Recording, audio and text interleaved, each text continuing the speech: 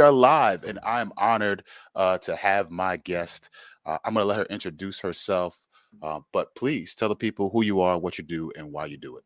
Yeah, so my name is Lorena Germán, and I'm the author of Texture Teaching as well as the anti-racist teacher. Yep, that one. And I work with teachers and schools and companies, organizations at the intersection of education and teaching, right? So like pedagogy and race, anti-racism, as well as like curriculum and design. Mm, So it's kind of like where those three corners me, that's where you're gonna find me. yeah, yeah. That's a real good place to be, especially considering the context in which we are Yeah, kind of placed in right now. right. I wanna I wanna ask before we get to the nitty Mhm. gritty of your work. Yeah. Well, let me say this before I do any of that. I Yeah. want to say that when I first opened this book and read through it, um, for me, it Mm. was like you were in my brain. Like the things Ah, that I was talking about and thinking, like you gave words to things that I was oh, trying right. to work through and understand in my teaching practice. So I truly Mhm. appreciate this work and recommend it to anybody and everyone. Oh, yay. Thank you. Absolutely. Absolutely. Yeah. Um, but before we get to this, Okay. Lorena, Yeah. I want to talk about you encountering, going through, matriculating through the K to 12 education system and your experiences, because I Mhm. believe that shapes a lot of who we see before us today. Mhm. Mhm. That is absolutely the impetus for where I'm at. And it's a good way to get to even that book or any of the work, right? Because even without the book, the work stands, right? I was born in Dominican Republic and I came to this country when I was small. I was about 4 years old. So I was very much raised in the US, right? But at home, I was raised in DR. So anybody who is an immigrant understands that, right? Mm, Um, and I think there's even elements of that like Black Americans can identify with in terms that like at home we Black, outside of here this is white American culture. You know what I mean? And yeah. so there is an element of that that obviously is relevant. But I have to start there because that immediately shapes my worldview. And so when I walk into school and I am taught only by white teachers, Mm, and I'm never taught anything that is affirming. It feels very much like a shock to my system because at home, my grandfather is an engineer hmm and my hmm grandmother worked at the Department of Education. And my father is a sports person who just recently, like literally a couple weeks ago, got a Hall of Fame award for his mm, involvement in Taekwondo. So I'm coming from a house where it's like we right, like I understand that there is greatness in us. So like, where are y'all coming from? yeah. And so immediately my entire education, there was just clashes. There was just clashes. And sometimes teachers would be impressed with my work. And I'm like, this is the bare minimum. What are y'all impressed about? Like it was, and that's not to say that that's not good, right? Like it's great for teachers to see that, but I just always knew something was off. And Mm, it all came into a screeching halt when I got to high school, where I really was in the most oppressive, abusive, and racist educational context I had ever been. It was mm, definitely worse than my middle and elementary school experiences, as bad as they were. The high school one was just kind of like over the top. Um, and so that shapes me because I leave high school understanding that I made it. Not that I was thriving through high school. Not that like I'm equipped now, but just like whew, survived that, got through that chaos. And I just mm, always knew that was off. And so when I got to college, I was like, man, I will never be in the education system. I'll never be a teacher, like absolutely never, right? Because if mm, that's what teaching was, I'm not doing that. But I knew yeah. I wanted to work with young people. So I was going in all kinds of directions, but of course was meant to be, meant to be. And so spoiler alert is that I do become a teacher. But Bobby, here's the thing, is that I started teaching by going back to that high school. Oh wow. And I didn't realize that that's what I had to do. Hmm. And Hmm. it was just a very difficult experience to go back and to find myself with having colleagues that, some of these were the very people that were my, were staff when I was there, and being like, yo, now let's have a conversation. you know Yeah. Yeah. Yeah. um so that is some of what shapes me seeing. I don't know, have you read, I just posted about this too. I just tweeted about it. Have you read Bettina Love's Punished for Dreaming? Oh my gosh. That book was an emotional roller coaster for me.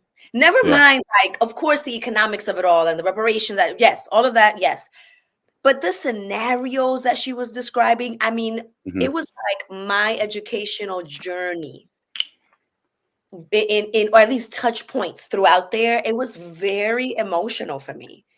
Yeah. Um, and so, it really, I mean, like, the district where I come from, the high school that I graduated from and taught at, um, continues to be, to this day in 2024, taken over by the state of Massachusetts, the State Department Hmm. of Education. It's one of the only ones in the entire state of Massachusetts. And so, these underserved and strategically stripped districts, right, cause a lot of this pain. And so texture teaching, while it's a work for love and toward love, it does come out of walking through and experiencing an educational journey that was really painful for a long time. Mm. I regret, um, because I mirror a lot of that in the sense that school was something that I survived and not necessarily Oh yeah. thrived in. Oh yeah. Um, I tell the story a lot, but it bears repeating because of what we're talking about, and that is, um, I was in the quote gifted and talented program at my Okay. school. Mm. It's my sixth grade year. Going through a lot, but didn't necessarily have places to process. And all that my school cared about, as Yeah. most schools at the time, was whether or not you produce. You show up, you Oh yeah. produce, that's it. Yep. And so, um, first three market periods, B's and C's, struggling, getting in trouble. Um, had a lot going on at home that I didn't know how to deal with. Right. And I buckled down fourth market period, get honor roll, mostly A's, couple B's, and this is back when the teacher could write on the report card. Oh yeah, And yeah, yeah. Mhm. so the teacher goes to the comment section, she takes her Mhm. pen, she writes down, and she says, "This student does not belong in the gifted and talented program." No. Yeah, yeah, I still remember the handwriting and everything. I was gonna say, and the thing about that was that, like, that joint was written in pen, so there was no erasing. You couldn't white it out. Like, before you said that, I was like, whatever the teacher would write on there, like, that joint was gonna stay. Yeah, yeah, Oh, yeah, for sure.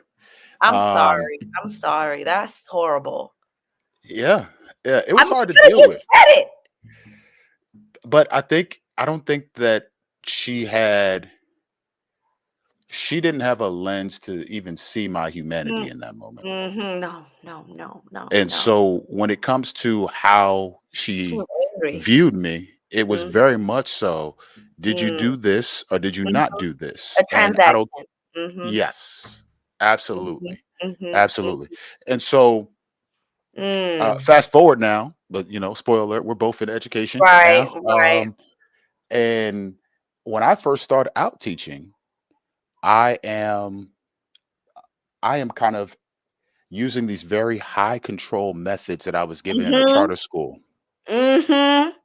I am Yes. making sure I am over every single thing that a student is doing. I'm watching their hands. Do they have a pencil in their hand? And within Mm, 30 seconds of it in the classroom, I am doing all the things. mhm.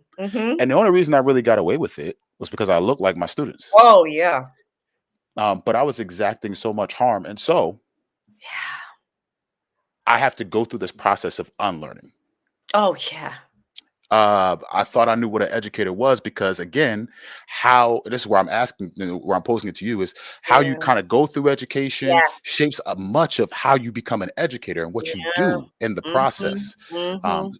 so much of what I saw was this is what it is, Mm. that I began to replicate that harm. Yeah. Talk to me about the Yeah. early years of Yeah. your teaching and what were some of the lessons you learned along the way? Listen, that's yeah. Yeah, yeah, yeah. I could say so much. That first year is always hard, right? That first year is always hard for anybody. For Yeah. everybody. Just year one teaching is like it's just a wash. In my case, there was that added layer of what I just shared. I'm walking back into the halls of the place that harmed me the most every Yeah. day, Yeah. every day, to work with kids that look like me, to work with kids that Mm, were me, to work with kids that I see outside on the street. So the way that high school is continues to be set up is that it's one high school, but it's got 6 sub high schools. And so I'm at one high mm. school. My baby sister is literally next door in the other high school. And my baby brother is in the third school. And my Wow. niece is in the fourth school. So this was not, it was I'm going to work, but I hope you understand that this was more than I'm going to work, right? I'm about to Yeah. go spend some time with the young people of my city. Yeah. That Yeah. that that was a whole nother dimension. And so the level of protection that I felt over them was at times too much, right? Mm, Too much in the sense of there were things I shouldn't have done because I was not getting paid for that. And I was doing the work of other people that I should not. So yeah.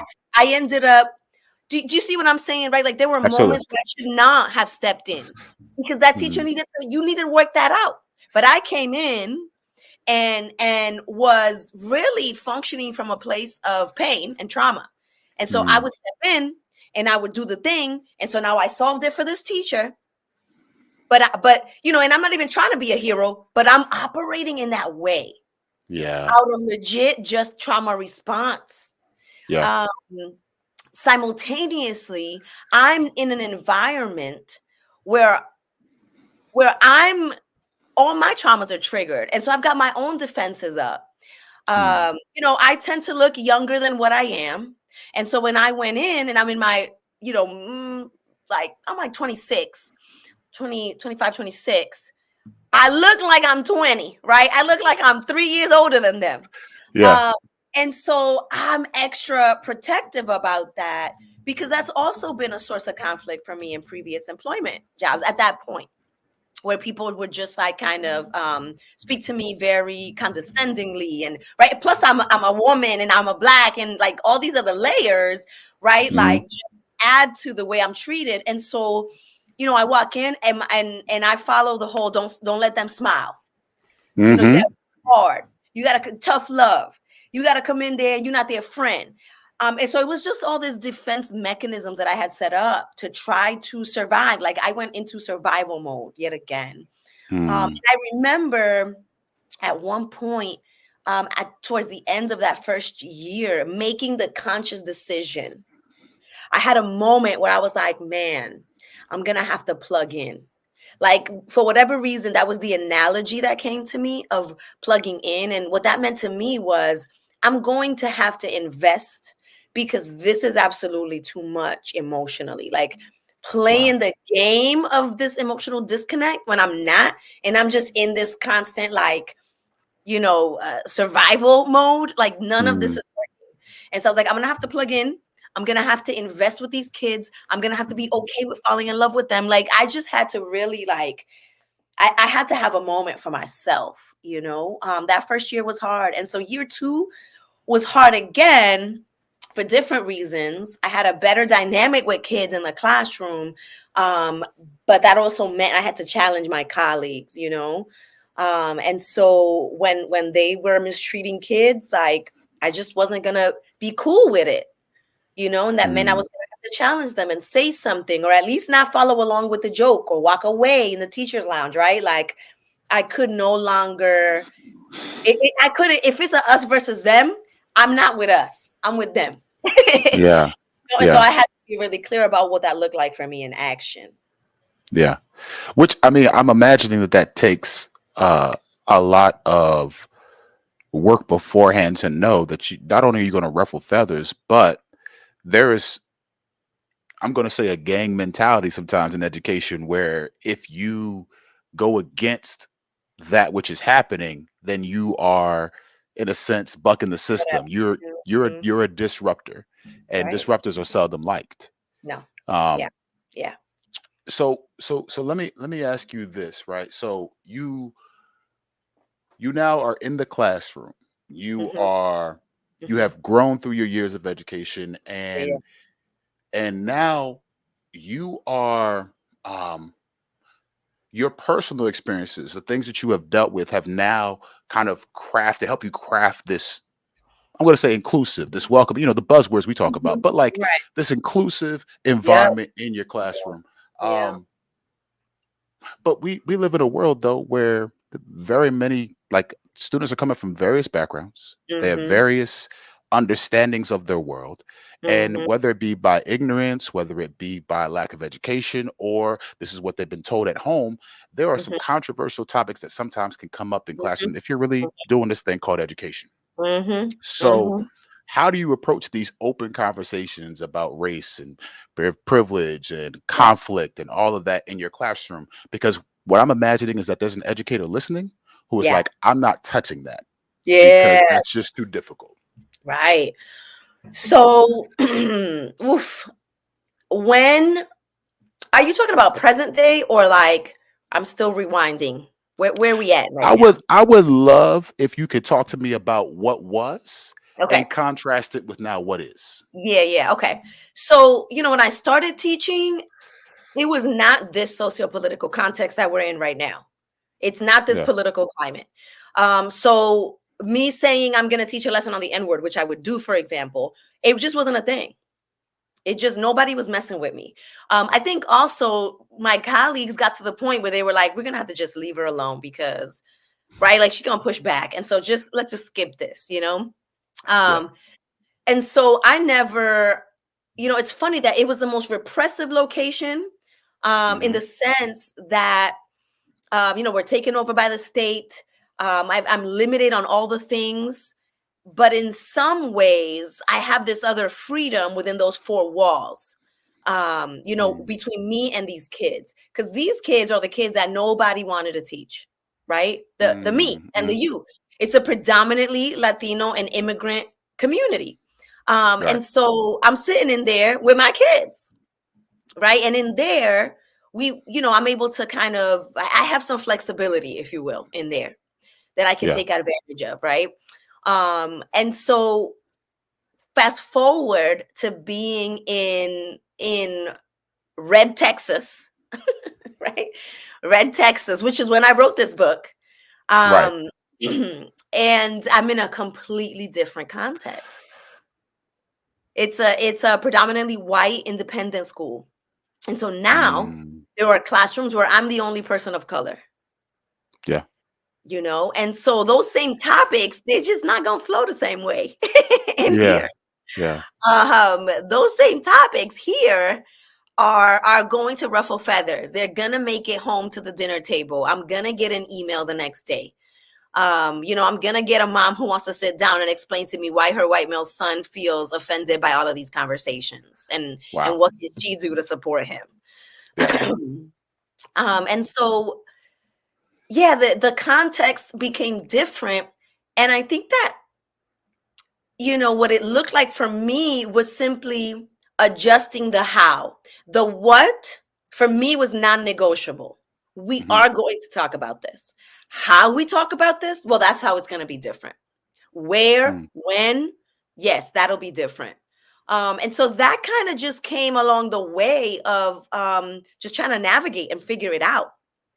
Year Yeah. one, I came in a little soft, right? Because I'm like, yo, this is a completely different context. Let me do some observation. Let me see what's up. Right. But once I figured it out and I was like, okay, year 2, I stepped it up, and year 3 and year 4 and year 5, right? Like every year I was like, okay, I could do more. I could push more. Let's do this. Let's push it that way.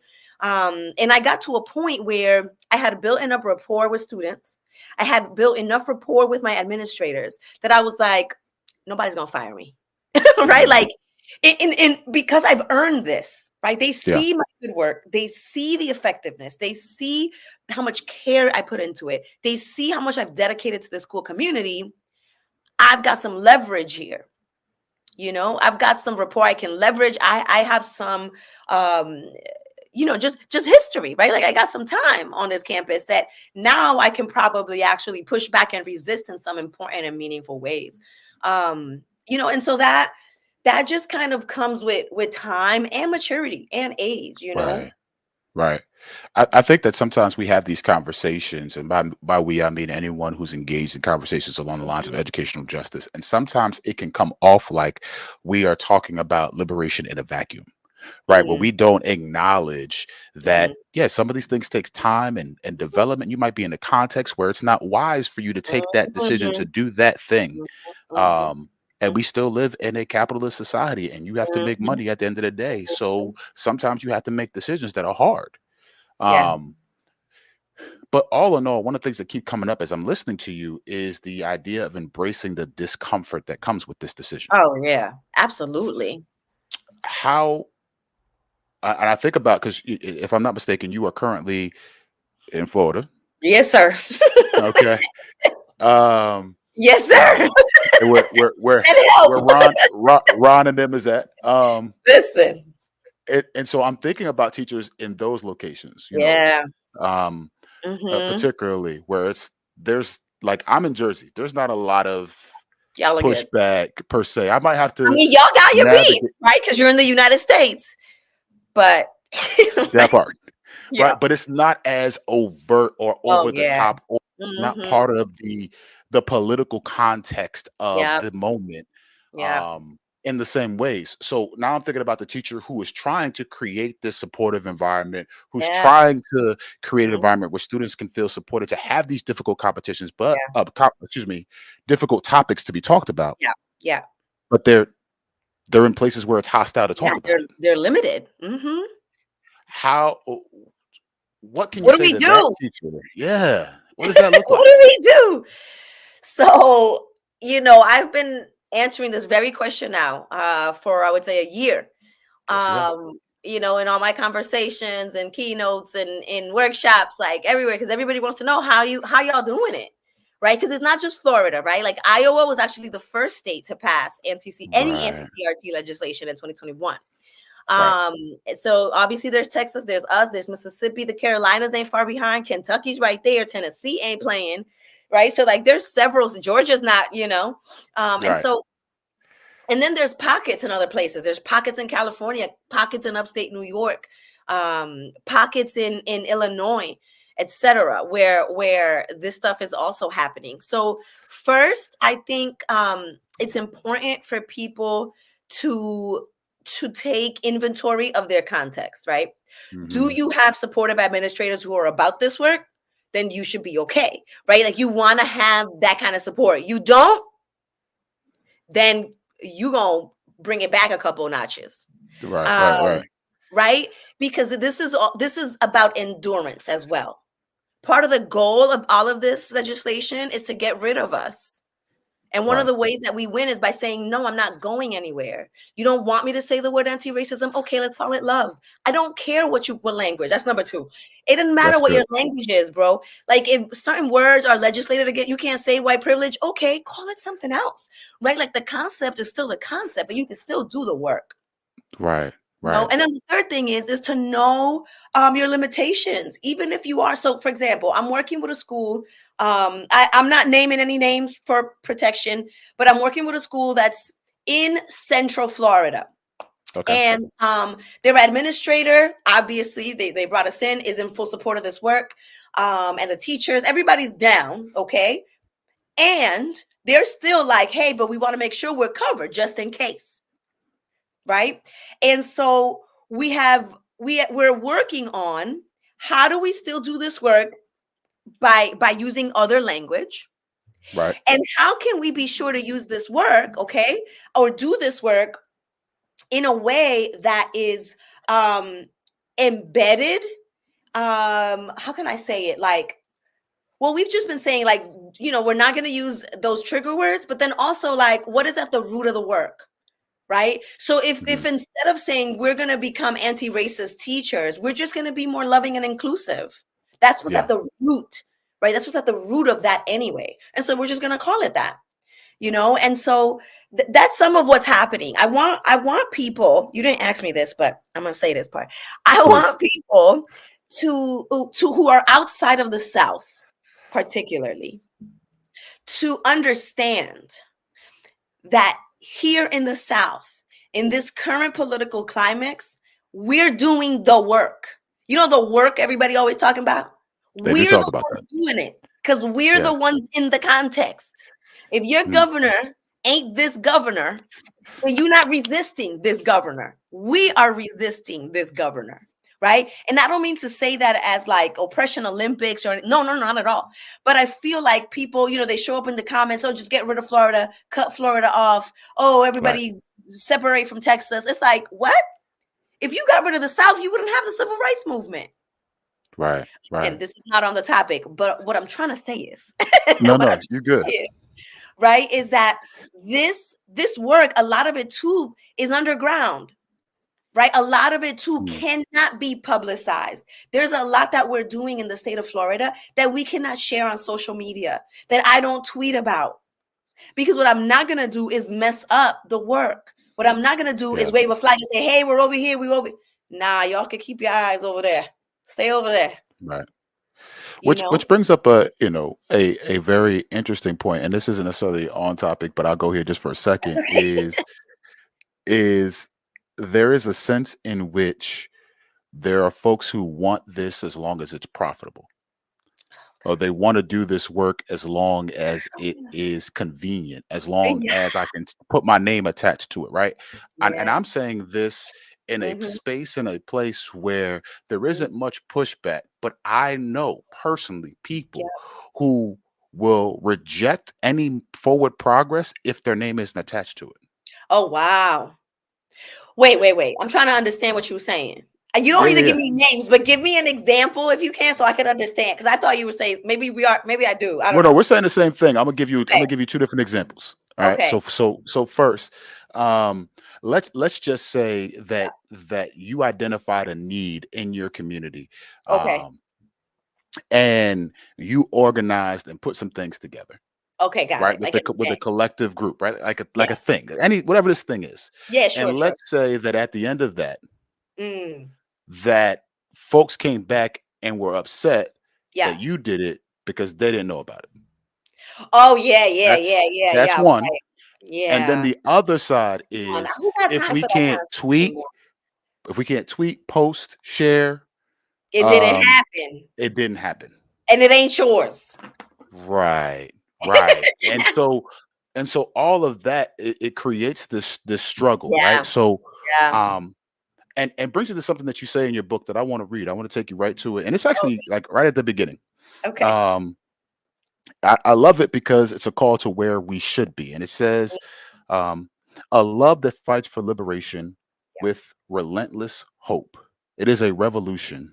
Yeah. A la lucha is in my veins. This love can only exist when you are tender, vulnerable, and Yeah. when you truly see the person in front of you.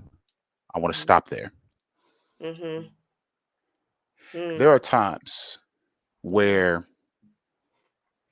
I'm working with a school or um, and I'll see interactions between teachers and students. Yeah. And the way you really know somebody, like the way you know you really love Mm. is when something is seemingly, I'm going to use the word unlovable in front of you. When there's Sure. something that is unsettling in front of you, that's like a real test. Yeah. Um, but I see a lot of Mm. times folks will venture into what I like to call, they're not necessarily restorative conversations, they're performative. They Mhm. want to like really be seen saying the right thing, Yeah. doing the quote right thing, but their heart's not necessarily in it, and they're not necessarily engaged in a wavelength that says, I see, truly see the person in front of me. They're more like inputting an equation and trying to get That's to the end result of, can we just get back yeah, to what we were doing? that's right. Versus really seeing the person. And so that Mhm. that brings me to this question for you, and this might be in your work, in your consulting work, it might be in your personal practice or those around you. How how can teachers who, let's just say, have been a little resistant to, or don't truly see the students in front of them, don't truly see people in front of them, how do we begin to cultivate that type of love in our learning spaces when it seems like sometimes like all humanity is lost in school? Oh my goodness. Yeah, I mean, you just described that really well in terms of those interactions. I actually think several things. One, Mhm. um, I think that too many teachers don't understand the history of US schooling. Mhm. They don't understand their role in this systematic oppression. Mm. Right? Like we're able to think of, for example, oh, standardized testing, and we might see like, oh yeah, this is a systematic thing that is right, like how it's working out, and everybody can agree that it's wrong. But they don't necessarily see their day-to-day actions as part of a larger action that has a historical context. So the fact that you just Mm. didn't say my name right again, it's not just that you didn't say my name right. It's like boom, that has an entire history, right? Yeah. There's that. I think too, in teachers' defense and everybody's defense, really, the way that schooling is designed right now, it's just not conducive for us to have those meaningful relationships. Yeah. It Yeah. is designed for us to be very transactional. For me to say, hey, come in, behave, sit down, do the work, give it back to me. I give it back to you with a good, with a grade. Maybe you give it back, right? Boom, we did it. That's the year you were a good student. It Mm. is a very transactional experience. That's why I talk about being experiential. Like we have to break that because that's how we're Yeah. going to humanize this room, right? Yeah. Um, and then I think, I think also that people, not just teachers, people. I don't know that we really understand love. That's good. And there's levels to love, right? Like there's your romantic love. I'm not asking you to have that in the classroom. Mm. I'm asking you to have, the same kind of love that people feel during Christmas and they're walking around and they see a homeless person and they want to give them something. That love that pushes you to think of someone other than yourself, to give, to sacrifice. I wish we had that love all year long. Mm. And I wish that that love was in schools, not in a condescending, look at this homeless kid way. No, because when you see these homeless people, I don't know why I'm just going off on this tangent for a second, but I feel like we also have this unhoused problem in the country, right? So that's on my mind. But I find that during the season, or like these types of periods of holidays in this nation, we see humanity in people. That's the whole point. That's the season, Yeah. right? You watch the movie where it's like, oh, that's some guy who knows who he is. And then towards the end, it's like, oh, look, he's a dad, and you love him, right? So like, we just don't do that in schools with kids, particularly, especially kids of color, Mm. especially boys of color. We don't. Yeah. What we see are Yeah. the problems. We see the work we have to do. We see the burdens, right? And so we localize problems in people. Mm. Mm. And so it really is like a layered thing. So that's why, there's folks who will be like, you got to love students. And in my head, I'm like, yes, this is true. But that just doesn't do it. To say that, to demand that of people, to say build relationships. What does that mean? This is more than build a relationship. You can have a That's good. relationship that's toxic. I don't want That's you to good. build that kind of relationship. You can have what you're describing, a transactional relationship that you think is cool because you're being nice about it, Right. Right. To, So and to your point, really quickly, I've seen a bunch of teachers who say like, I did have a restorative conversation, and it's like, no, you was just nice nasty. You know what I mean? Like you and you kids see said in front right of that. through it. That Kids part. see right through it. They don't have the filters that we have as adults in the same way, right? Because as an adult, I'm like, oh, in my mind, right? I'm like, oh, you trying to play this game? Okay, cool, I'm gonna play with you then, right? Like I've got a long game. I have vision. I can be like, I'm gonna get my revenge later, right? Like there's things that I can do as an adult, but as a Yeah. kid, I am at your Yeah. mercy. I don't have Right. this kind of time, right? Yeah. Like your grade could determine literally the quality of my life, Bobby. If this English teacher Mm, fails me, I don't graduate high school. right. What am I going to Right. do in 2024 without a high school diploma? So guess what? We're not going to get past this situation. You don't get to restore this relationship by with some transactional conversation. Yeah. Yeah. That's real good. It kind of, you mentioned it, so I want to take us here in this wonderful book. Uh, you mentioned 4 principles: flexibility, Mhm. interdisciplinary design, experiential learning, and student-driven approach. Yeah. Um, talk talk to us about how. Well, let me say this, and I think you used that analogy in here. But my Okay. aunt, my great aunt, Uh-huh. she she used to um, be sitting in her rocking chair, and Mhm. she'd be weaving. That's right. And I would be like a little kid sitting down playing a game or Yeah. something on the floor. And when I would look up at what she was doing, it looked chaotic, Mess. wild. I have no idea what she's doing. Like, Right. what It's is like going on? that's ugly. Yeah. Yes. But Yeah. when she invited me to sit next to her and Up look at here. what she was seeing, Yeah. I began to see how all these textures, patterns, and things that she was doing put together this wonderful tapestry. Yeah. Yeah. For your call to texture teaching, these are the kind of threads that you're weaving. Talk to us about these threads, Yeah. why they are so needed, impactful, and just kind of the significance of how you arrived at these 4 disciplines. Yeah. So that was a really good way that you just broke that down. I'm gonna take it. But I'm gonna cite you, don't worry. I appreciate you. um so I came to learn and understand about culturally sustaining pedagogy when Dr. Django Paris was formulating it originally, and I was like, this, how you started by saying that this book helped you have some language. That's exactly how I felt. Yeah, I was like, oh, this is what I'm trying to do. This is what it means to do the type of stuff I'm doing. This is it. And yeah, so texture teaching is the documentation of what I was doing and what a bunch of other colleagues around the country that I was talking to were doing. I was like, all right, these yeah, are the practices, right? So this is the stance or the theory that informs me. These are the values that I have as a teacher. And so when you put those two things together, what does it look like in practice? yeah, And so for me, I was able to come up with those 4 traits. And when you're enacting those 4 traits, as you're working towards social justice through education, that is texture teaching. mm, And those 4 traits are I think pivotal to everything we've been talking about, right? Like this is how you're going to right, build rapport. This is how you're going to have actually engaging content. This is how you're going to have.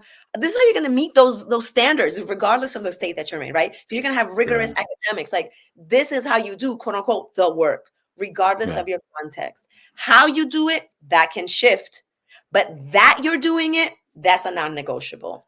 you right, know right, and so to be student driven and community centered is really important, because when we look at the history of US schooling, it has sought to remove those 2 things, right? The way school functions is very much um this is the adult, they tell us what to do, they design all the things, right? Like kids don't really have a say in any of their learning, or can even drive what how they can even express what they're learning, right? right, Being community centered is critical because these schools have historically been um, sources of vilification for us. Like, just think about, for example, how education was used as a weapon. We are literally in 2024 still unearthing the bodies of Indigenous children, right? mm, At hmm, these educational sites. I think about the fact that for African Americans, specifically on this land, it was illegal to practice literacy. You could be killed. not Yeah. for hurting someone, not for lying. I mean, yes, those two things, right? But like, because I could read that alphabet, you're going to kill me. Yeah. That's education, right? And so we can go down the line for all these other groups, all these other specifically racial and ethnic groups. And so, to say that this is a place where we're actually going to study, welcome, and find academic value in your voice and your community is undoing that harm immediately. Yeah. Right. Yeah. And so to teach also in interdisciplinary ways is to say our problems in society are actually interdisciplinary. They're complicated problems, Right. right? Right. Growth and success in the future is interdisciplinary. And Mm. so your learning must meet that. Yeah. This compartmentalized, we're doing math from 10 to 11 a.m. Like, it's not going to get us there. When I think of, right now I'm doing a little Black inventors unit. And as I was looking through it, I'm like, man, these Black folks went out here and did all the interdisciplinary learning that school wasn't going to give them. Yeah. When I think of like whatever, let me not get off topic. So then we get to experiential learning. Mm. And what I'm talking about there is to undo and speak against the requirement in schools right now for us all to be numb. In order for me to Mm. do well in school as a student, my job, as we just described, is to come in, sit down, shut up, do the work, turn it in, and be out. Participate when the teacher says, don't get too mad, don't get too sad, don't get too happy. Don't Yeah. be too engaged. That's too much talking. But don't be quiet either, because then you're disengaged, right? And so there is this performance, and really it's body management. We think Yes. of classroom management, but it is body management, right? And so that's what I'm talking about in experiential learning, which leads us also to flexibility. And so what I'm advocating for through flexibility is that we be flexible both academically but also culturally, Yeah. right? So opening the door to different forms of what counts in academics and saying, you know what, you wearing that hoodie actually does not impair any cognitive activities in your brain. You can keep it on. I'm just not going to die on this hill. Yeah. Like, this ain't it. Yeah. Yeah. You know? Let me jump in really quickly there and say, like, that's real, right? And I think that Yeah. sometimes we have these conversations, and you can look and be like, well, you there's an assumed perfection of people on your screen talking to you about something. And, like, let me say that even this year, there was a sense in which there was so I'm trying to make an impact in my school. I'm trying to build the rapport with teachers. We have this hoodie policy, and for a couple weeks, man, I'm going through. I'm like, man, take you already knew, blah blah blah. I'm taking hoodies, and at a certain point, I'm like, Is why this am I it? doing this? Is Like, this it? why am I Mm-hmm. doing this? Um, and I think that, one, I want to encourage folks, like, the learning is never done, right? And you can easily fall into patterns of control, of compliance, Yeah. without ever questioning. And I want to Yeah. encourage folks, like, Yeah. continue to ask questions of why we are doing things the way Yes. we're doing them, right?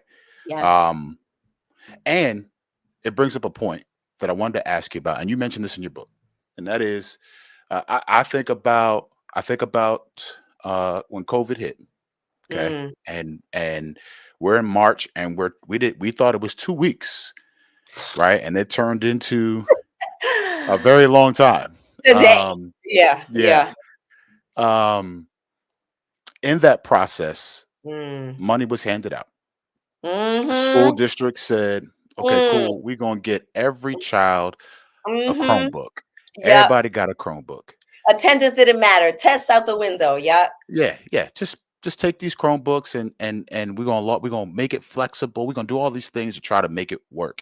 Here's the other thing that happened too. Everybody got a computer, but didn't no district say, you know what? Wait a minute. Do you have access to Wi-Fi, like adequate Wi-Fi to do the learning at home? Like, can I ask you some more intricate questions to make sure that I'm not just doing the same thing for everybody, but actually I'm looking at what you need, Right. right? And so I still Right. think that that's a struggle in education.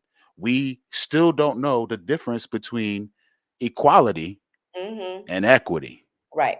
And partly because, and you talk about this in your book, so you say that that it's love that will allow us to truly Yeah. see the person in front of us, which Yeah. will lead us to ask that question, going back to your Christmas analogy. Mhm. Mhm. um so my question is for folks who may still be struggling, Yeah.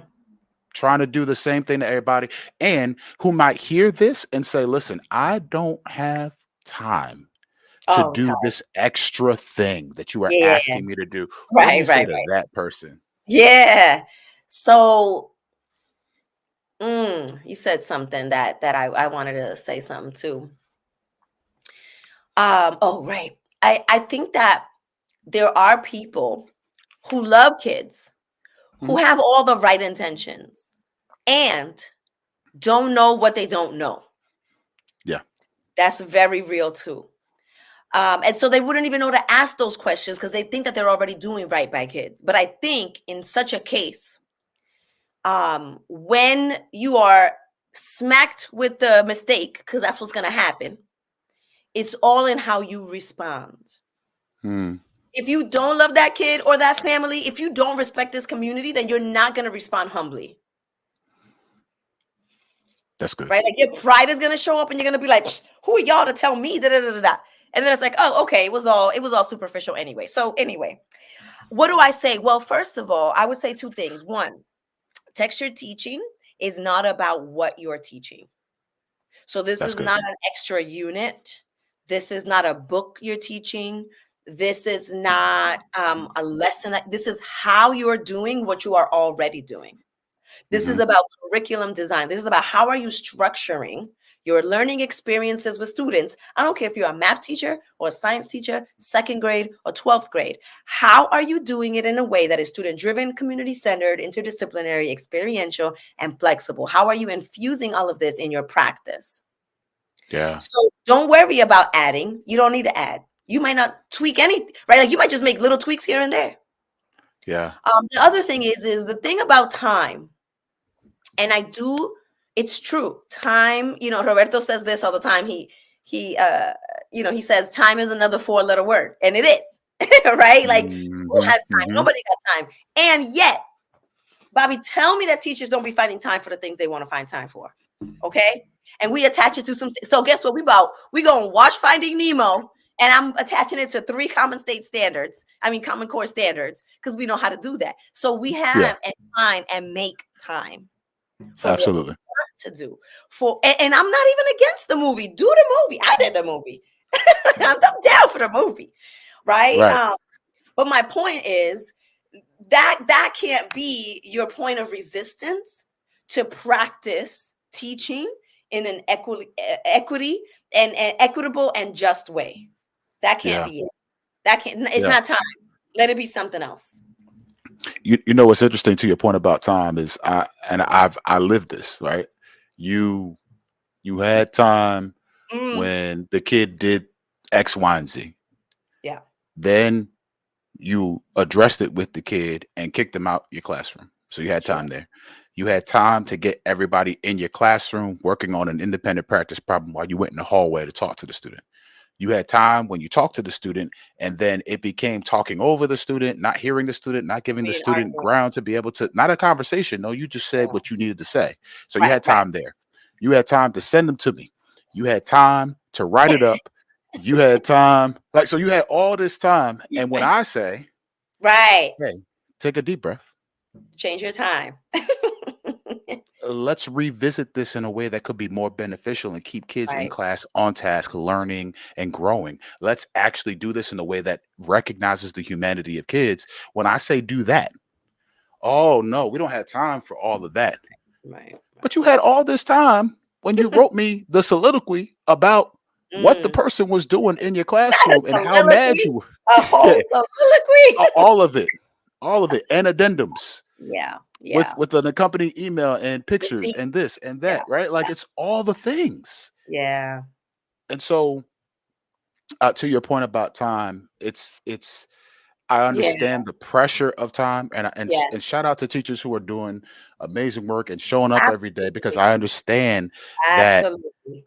like we put so much pressure on teachers, Yes. right?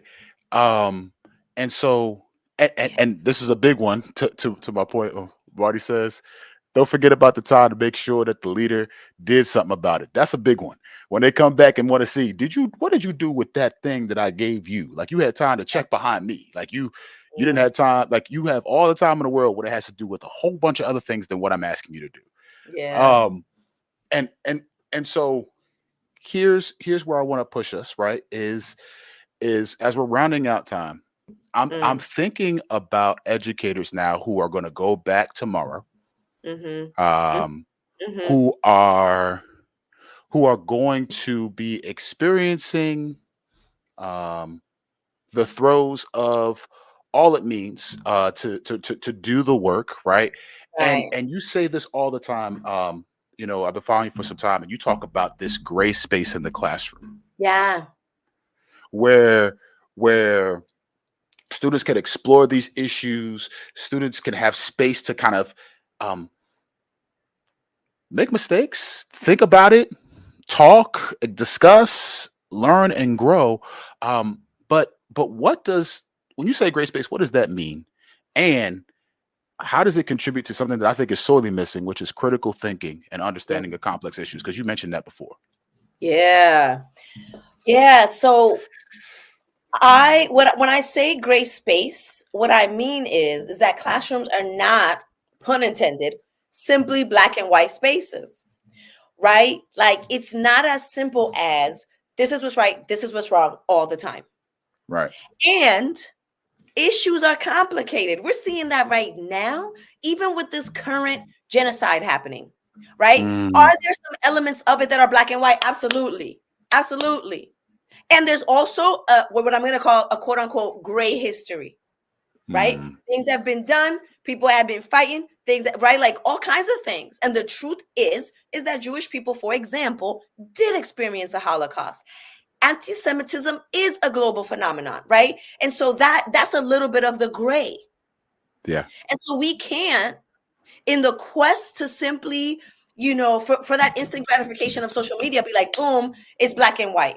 And the Yeah. same is in our classrooms. You want to have a conversation about, whatever, the legalization of marijuana. Well, just know that in your classroom, you might have some kids who have relatives in jail because of it. Immediately, that makes this a hard, real conversation. For sure. And so the gray area is going to pop up, meaning the Yeah. messiness, the nuance, the complexity of these issues. That's where we live. Yeah. When we teach kids the binary way of thinking of like right, wrong, simple. There's no complicated anything to it. That's how we get people who are like, I'm either going to believe in climate change or not. There is no in between. That's how we get Hmm. to this moment where we're so polarized because people are Yeah. like, it's this or that. There's no complexity. There's no in between. And that's not true. That is not Yeah. real of humanity. And so our classrooms are gray spaces because guess who's in there? People. People. Yeah. People. Each Yeah. one of us got a bag, like Erica Badu says. Each one of us got a bag, and we Yeah. walking in there. Each one of us, teacher included. And those bags, we unpack them, and now it's a mess in here. And that's what it Yeah. is.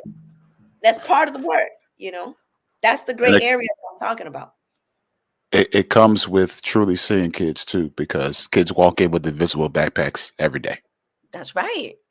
That's And right. when you refuse to see our students, when you refuse to see our babies, Mm-hmm. um, you you walk into it and you boil them down to, again, this transactional understanding Right. of of things where their humanity is erased and all they are numbers, metrics, data points, and they're no longer a kid.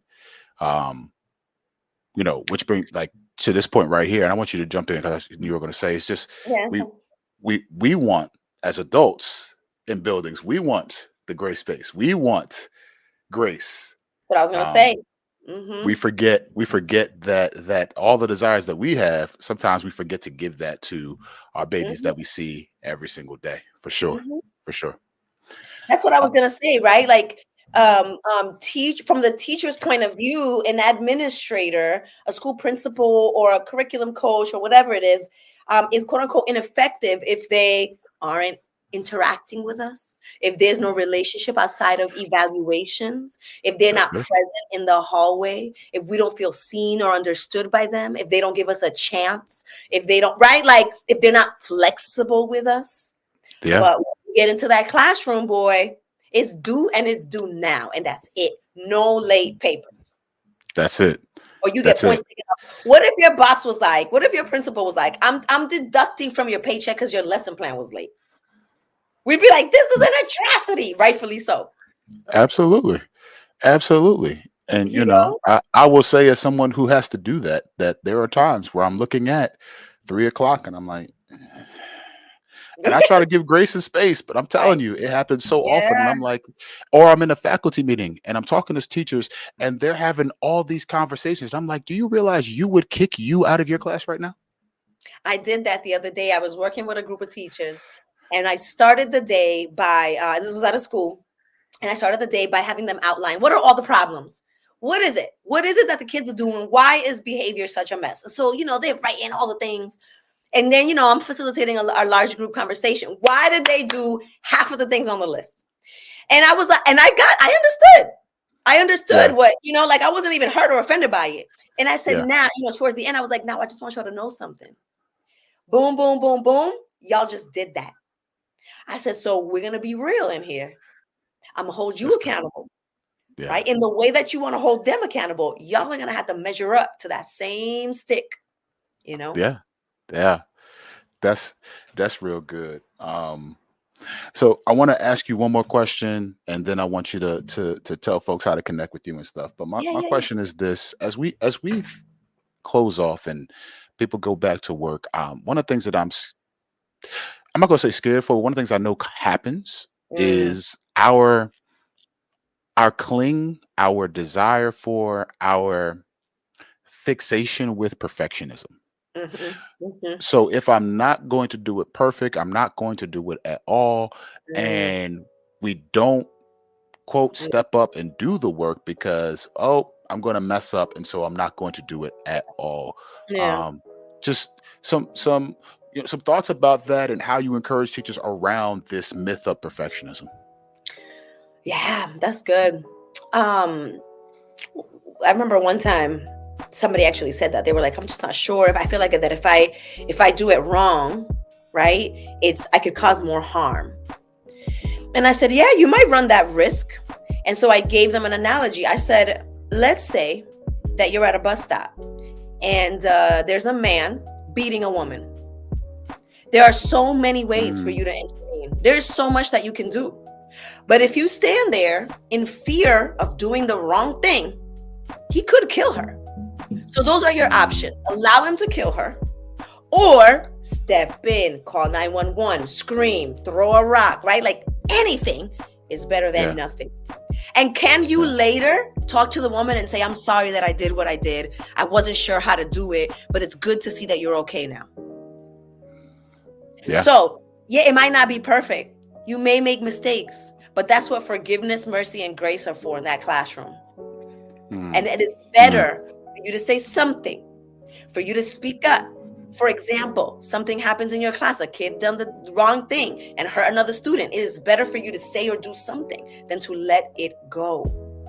yeah, It is better for you to say, hey, you know what, this month, I'm not sure exactly whatever, but here's what I have up on the wall. Anybody want to discuss that? Something, an effort is better than nothing. yeah, yeah.